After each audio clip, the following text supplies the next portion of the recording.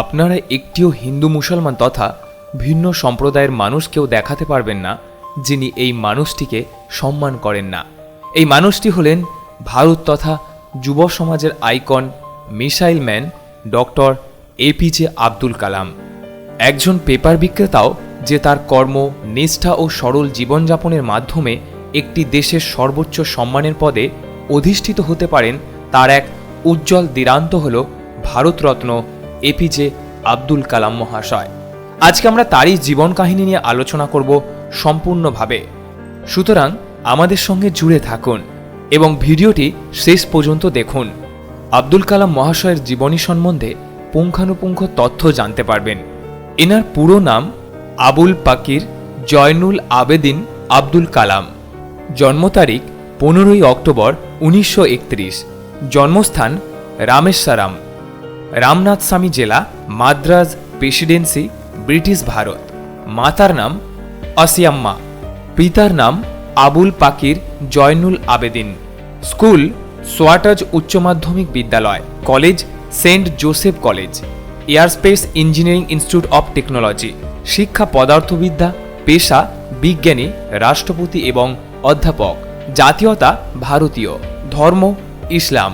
সম্মান পেয়েছিলেন পদ্মভূষণ 1981, পদ্মবিভূষণ 1990, ভারতরত্ন 1997, এছাড়াও আরও অনেক পুরস্কার। মৃত্যুর কারণ হয়েছিল এনার হৃদরোগ এবং মৃত্যু হয়েছিল 27 জুলাই 2015। চলুন এবার জেনে নেওয়া যাক আব্দুল কালামের পরিচিতি।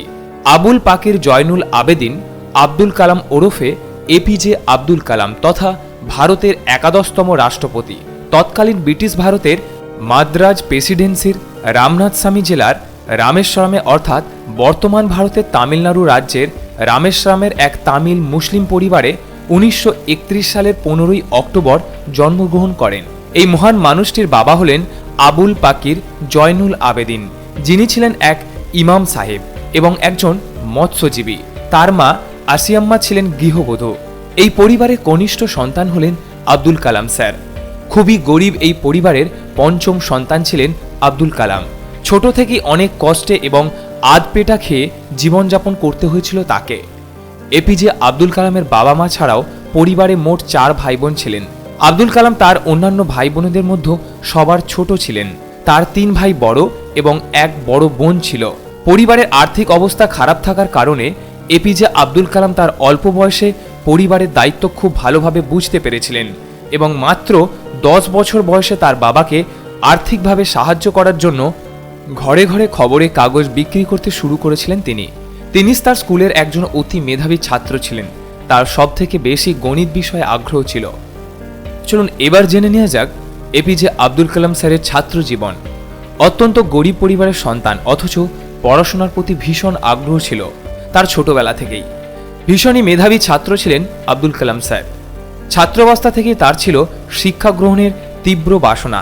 প্রাথমিক শিক্ষা অর্জনের পরে রামনাথপুরম কোয়ার্টার্স ম্যাট্রিকুলেশন স্কুল থেকে বাকি শিক্ষা সম্পূর্ণ করেন। তিনি এই স্কুল থেকে 10ম ক্লাস পর্যন্ত পড়াশোনা করেছিলেন।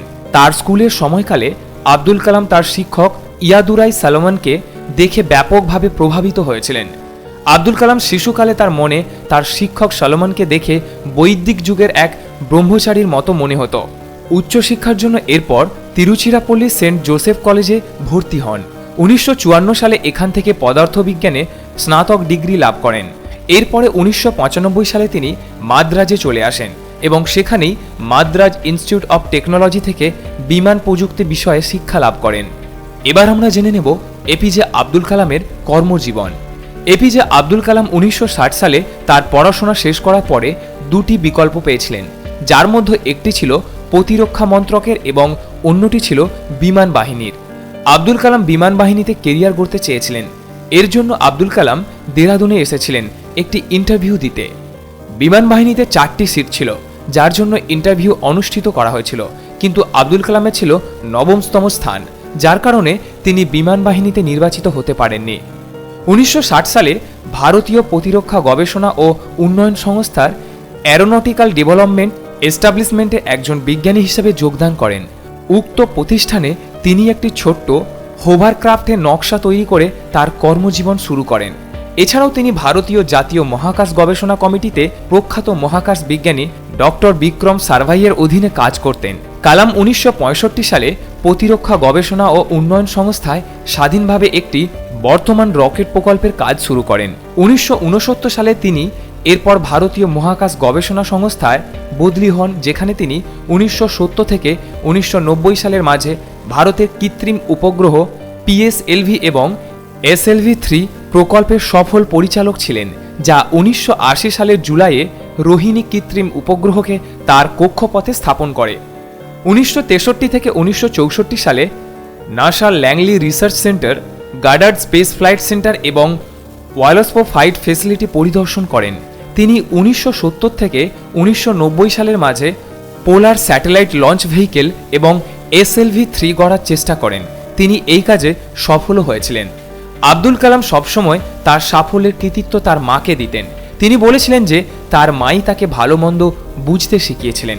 তিনি বলতেন, আমার পড়াশোনার প্রতি ঝোঁক দেখে মা আমাকে একটা ছোট্ট বাতি কিনে দিয়েছিলেন, যাতে আমি রাত 11টা পর্যন্ত পড়াশোনা করতে পারি। যদি আমার মা আমাকে সমর্থন না করতেন তবে আমি এখানে পৌঁছাতে পারতাম না। এবার আমরা জেনে নেব এপিজে আব্দুল কালামের রাজনৈতিক জীবন। এপিজে আব্দুল কালামের কর্মজীবনে দারুণ সাফল্যের জন্য এনডিএ সরকার 2002 সালে ভারতের পরবর্তী রাষ্ট্রপতির জন্য একজন যোগ্য প্রার্থী হিসাবে নির্বাচন করেন। তিনি রাষ্ট্রপতি নির্বাচনে প্রতিদ্বন্দ্বী প্রার্থী লক্ষ্মী সেহগলকে বিপুল ভোটে পরাজিত করে 1902 সালের 25শে জুলাই ভারতের 11তম রাষ্ট্রপতি হিসাবে শপথ নিয়েছিলেন।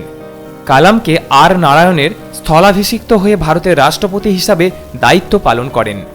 এপিজে আব্দুল কালাম ভারতের 11তম রাষ্ট্রপতি শপথ নেওয়ার পরে ভারতরত্ন পাওয়া তৃতীয় রাষ্ট্রপতি হয়েছেন। তার আগে ডক্টর রাধাকৃষ্ণন ও জাকির হোসেন রাষ্ট্রপতি হওয়ার আগে ভারতরত্ন পেয়েছিলেন। এপিজে আব্দুল কালাম 5 বছরের রাষ্ট্রপতির কার্যকালে ভারতকে একটি শক্তিশালী এবং বিকশিত রাষ্ট্রে পরিণত করার বদ্ধপরিকর ছিলেন। তিনি 2007 সাল নাগাদ পুনরায় রাষ্ট্রপতি নির্বাচনে অংশগ্রহণ করতে অস্বীকার করেছিলেন এবং 2007 সালের 25শে জুলাই রাষ্ট্রপতি পদ থেকে পদত্যাগ করেন।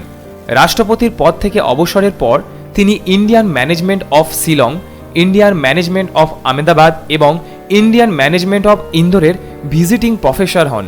স্যার আব্দুল কালাম হায়দ্রাবাদের ইন্টারন্যাশনাল ইনস্টিটিউট অফ ইনফরমেশন টেকনোলজিতে, বেনারস হিন্দু বিশ্ববিদ্যালয়ে এবং আন্না বিশ্ববিদ্যালয়ে প্রযুক্তি বিষয়ে শিক্ষাদান করেছিলেন। এবার আমরা জেনে নেব পুরস্কার ও সম্মান প্রাপ্তি। ভারতের মিসাইল ম্যান স্যার আব্দুল কালাম নিজের কর্মকাণ্ডের দ্বারা পেয়েছেন বিভিন্ন সম্মান ও পুরস্কার। তিনি মোট 40টি দেশীয় বিশ্ববিদ্যালয় এবং মোট 7টি আন্তর্জাতিক বিশ্ববিদ্যালয় থেকে ডক্টরেট উপাধি পেয়েছেন। 1981 সালে পেয়েছেন পদ্মভূষণ, 1990 সালে পেয়েছেন পদ্মবিভূষণ এবং নিজের অসামান্য বৈজ্ঞানিক গবেষণা ও প্রযুক্তির জন্য ভারতরত্ন পান 1997 সালে। এছাড়া ইন্দিরা গান্ধী পুরস্কার 1997 সালে, বীর সাভারকর পুরস্কার 1998 সালে এবং রামানুজ পুরস্কার 2000 সালে। তাছাড়াও পেয়েছেন আরও অনেক পুরস্কার। এছাড়াও তার নামে বিভিন্ন রাস্তা, বিশ্ববিদ্যালয়, কলেজ, সংস্থা ইত্যাদির নামকরণ করা হয়েছে। এবার আমরা জেনে নেব ডক্টর এপিজে আব্দুল কালাম স্যারের প্রয়াণ। এই মহান কর্মষ্ঠ মানুষটির 2015 সালের 27শে জুলাই মেঘালয়ের শিলং শহরে প্রতিষ্ঠিত ইন্ডিয়ান ইনস্টিটিউট অব ম্যানেজমেন্ট নামক প্রতিষ্ঠানে পৃথিবীকে কি করে আরও বসবাসযোগ্য করে তোলা যায় এই বিষয়ে বক্তব্য দেওয়ার সময় সন্ধ্যা 6:30 নাগাদ হৃদরোগে আক্রান্ত হন এবং সঙ্গে সঙ্গে স্থানীয় বেথানি হাসপাতালে নিয়ে যাওয়া হলেও ওনাকে শেষ রক্ষা করতে পারা যায় না। 7:45 নাগাদ তিনি ইহলোক ত্যাগ করে পরলোক গমন করেন। আজকের এই উপসংহারে এমন একটি উদাহরণ, পৃথিবীতে এমন একটিও মানুষ নেই যে যিনি এই মহান মানবকে পছন্দ করেন না এবং ভালোবাসেন না। বাচ্চাদের খুব ভালোবাসতেন তিনি। জাতি ধর্ম নির্বিশেষে আমরা সবাই ওনাকে ভালোবাসি, কারণ উনি যে আমাদের সকলের প্রিয় মিসাইল ম্যান। আশা করি আপনাদের ভিডিওটি ভালো লেগেছে। আজকের এই ভিডিও এইটুকুই। আবার দেখা হচ্ছে অন্য কোনো দিন, অন্য কোনো সময়, ঠিক এইভাবে অন্য কোনো টপিক নিয়ে। তবে যদি ভিডিওটি ভালো লেগে থাকে অবশ্যই আমাদের চ্যানেলটি সাবস্ক্রাইব করবেন এবং পাশে থাকা বেল আইকনটি প্রেস করবেন। আর আপনারা কী ধরনের ভিডিও দেখতে চান সেটা অবশ্যই আমাদের এই কমেন্ট বক্সে জানাবেন।